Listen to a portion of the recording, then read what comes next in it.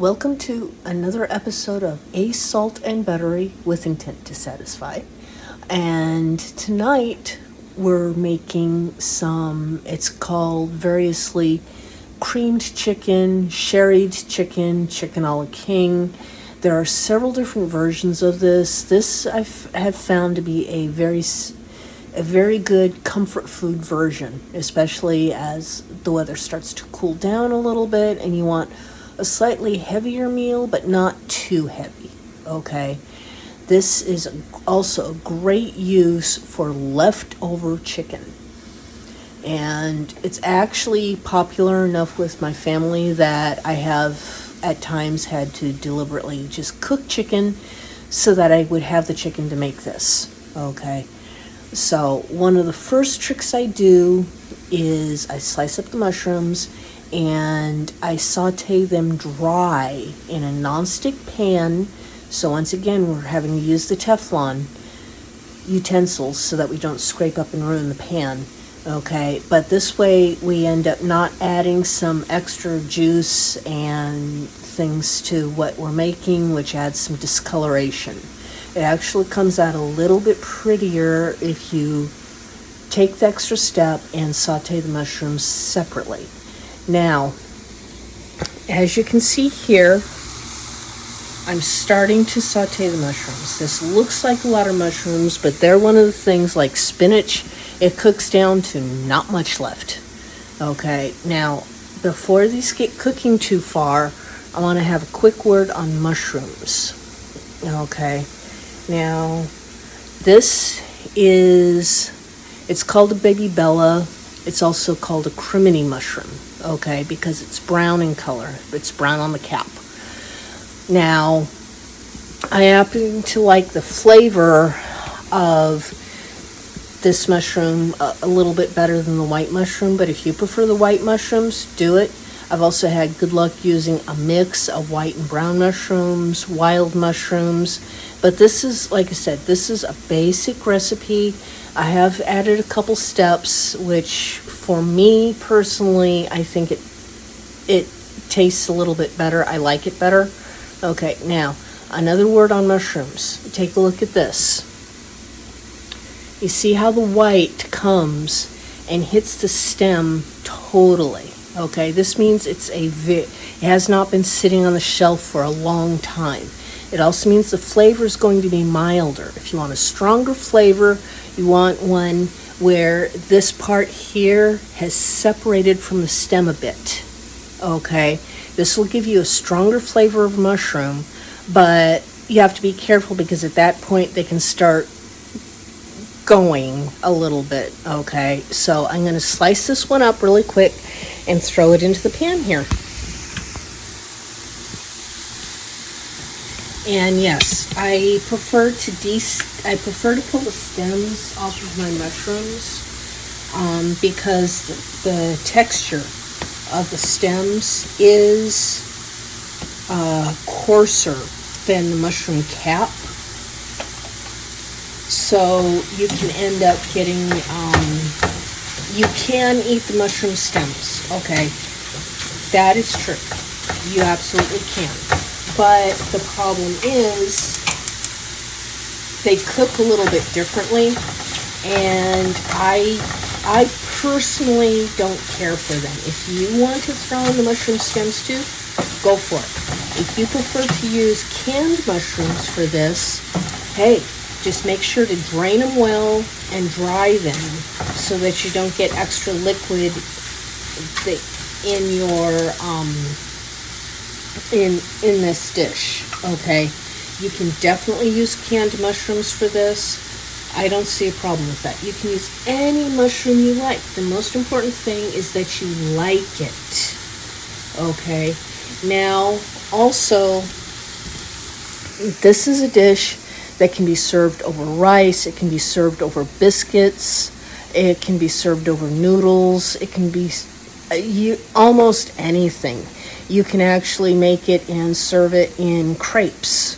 Okay, crepes are something we'll get to at a later point, but we're just doing this one step at a time right now. Okay, so And here I have my chicken broth heating up.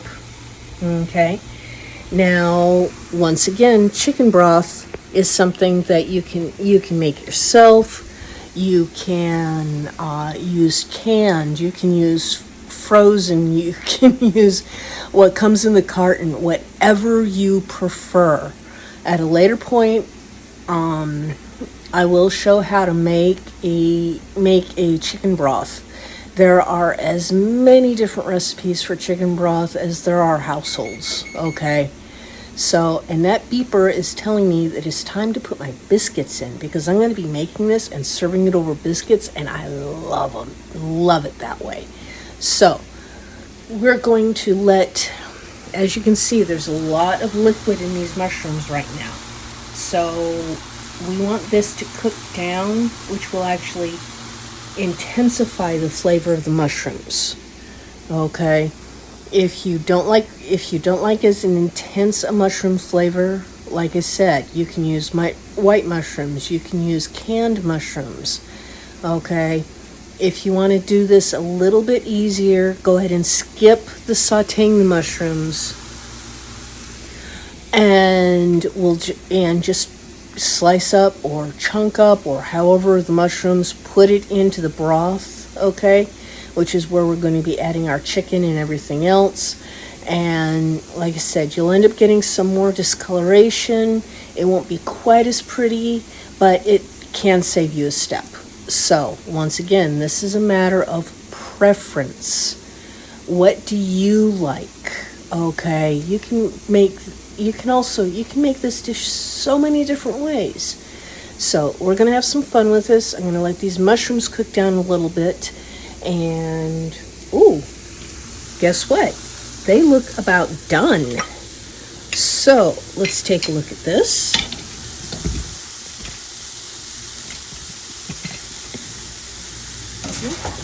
Oh yes, these are now dry. Good, that is what I wanted. Now, I want to get the chicken broth going a little bit more, okay? But now I have the heat off for the mushrooms. They're ready to go.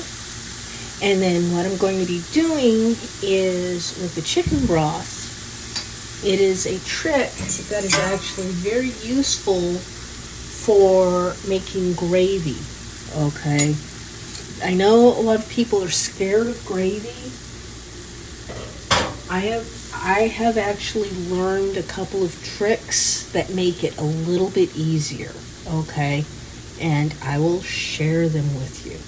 So, now, over here, we have a nice really basic chicken broth, okay? Pardon my messy kitchen, I'm sorry. I do a lot in my kitchen and experiment a lot. Now, I'm taking and I am putting I'm going to put some chicken in it. We're going to put the mushrooms in it. We're going to put a couple other special ingredients in it. But before we even start that, okay, while this broth is still pretty hot, okay, it doesn't have to be boiling, okay. If it's to boiling, it's going to thicken up way too quick to really work with. Now we're going to want to take some of this broth, and this is the trick I said about making gravy, okay? This will really cut down on the lumps. Okay. Take this, and instead of flour, which a lot of recipes call for, I'm using cornstarch. Cornstarch has an added advantage of, after it's been cooked, if you heat it up again, instead of just being lumpy like flour has a tendency to do, it will re-liquefy, which is awesome. So, and I want to stir the thickening agent in before I add the other ingredients. It makes it easier to mix it. I know some recipes say not to do it in that order. I have found, at least for me personally, this makes it a little bit easier, okay? Now, I know this is showing up as still really thick, Okay. I'm going to be adding some more liquid to this. But now, if this was boiling broth, I would have had to add some water, a little bit of water first, and then add in some of the broth. But because it's not boiling yet, like I said, we don't want this to be boiling because that thickens it up too fast to make everything work. Okay? Now, okay. Now, it's still pretty thick, but this will definitely work. Okay? So, here we go.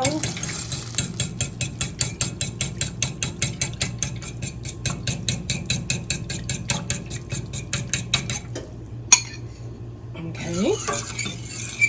Now see, I've added the cornstarch, and guess what? No lumps. That's part of the reason I much prefer cornstarch to using flour for this, okay?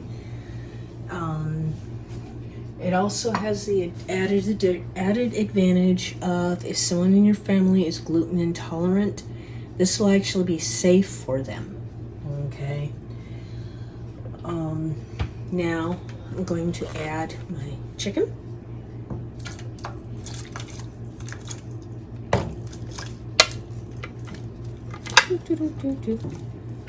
Okay, and I might have used too small a pot for this, but hey, you know, that's the way that goes sometimes.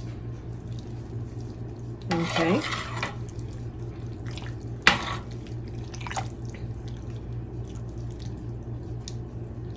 And I did use a little bit more chicken than the recipe actually calls for because that's the way I like it. Okay. Once again, you can modify this to suit yourself. And I'm going to take a brief pause and get a larger pot here because otherwise I'm going to have a huge mess and lose half of my meal. So hold on just a second. Okay, larger pot. Yes. Definitely a necessity. I should have realized that when I realized I wanted to make a double batch of this.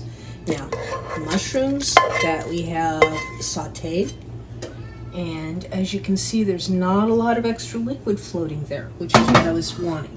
Okay.